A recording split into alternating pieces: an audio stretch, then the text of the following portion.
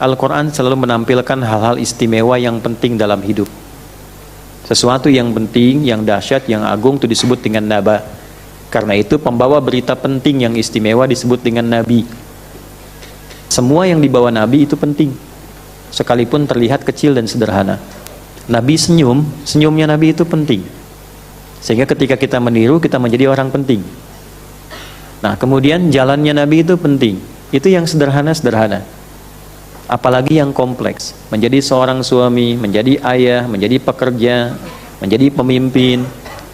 Lalu semua yang terkait dengan nabi itu orang-orang penting. Dan hebatnya, di balik kepentingannya mereka orang baik. Memang baik jadi orang penting, tapi lebih penting jadi orang baik. Saya bikin status Pak ya. Ya.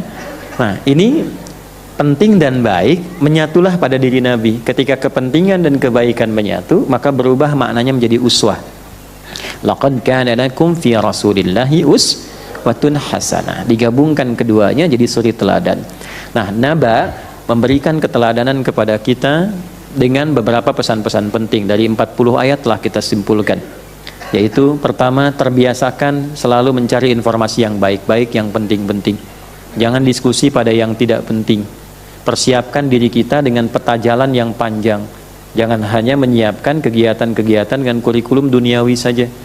Nanti besok punya rumah kapan, rumahnya seluas apa, kendaraan mau berapa, itu baru duniawi. Sedangkan capaian kita sampai pulang ke akhirat. Karena itu doanya, Rabbana atina fid dunya wa fil akhirati waqina. Nah, maka jika ingin menjadi orang penting di hadapan Allah dan catatan kita menjadi baik, berusahalah untuk membekali diri pada hal-hal yang penting, siapkan kurikulum sampai dengan kita kembali kepada Allah, dan jangan mengatur yang sudah diatur oleh Allah.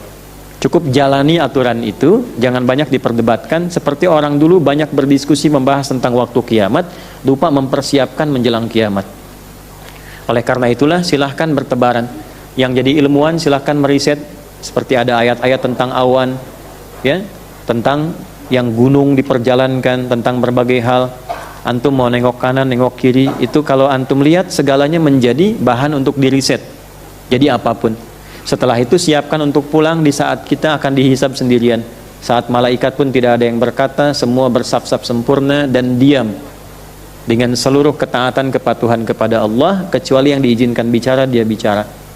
Nah, dalam konteks seperti itulah kemudian kita berusaha untuk membekali diri dalam apapun kondisinya. Dicontohkanlah di surah kemudian di An-Nazi'at tentang penguat-penguat persiapan pulang, tentang tugas malaikat, tentang bagaimana dibandingkan malaikat yang sempurna saja masih tetap ibadah, maka bagaimana dengan kita yang tidak sempurna, yang harus terjaga selalu dalam kebaikan. Itu penting meningkatkan diri. Maka dirinci cara meningkatkan dirinya di surah Abasa untuk mendalami pengetahuan yang terbebas dari semua sekat-sekat batasan fisik dan keadaan. Jangan dibatasi. Orang ingin menuntut ilmu itu harus, sempurna secara fisiknya dalam sudut pandang manusia. Oh, kalau saya penglihatan sudah tidak mulai tajam, seakan-akan nggak bisa ngaji lagi. Oh, kalau pendengaran sudah nggak bisa dengar, seakan-akan terputus peluang untuk belajar. Tidak ada batas, tidak ada sekat, tidak ada istilahnya mengaji hanya untuk sekali orang yang dinilai kaya.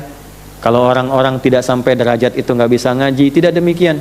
Karena Allah akan berikan pelajaran besar melalui surah berikutnya di surah Abasa itu tentang terbukanya semua peluang untuk mengaji bagi siapapun dengan sosok yang terlihat oleh manusia biasa tapi istimewa di hadapan Allah.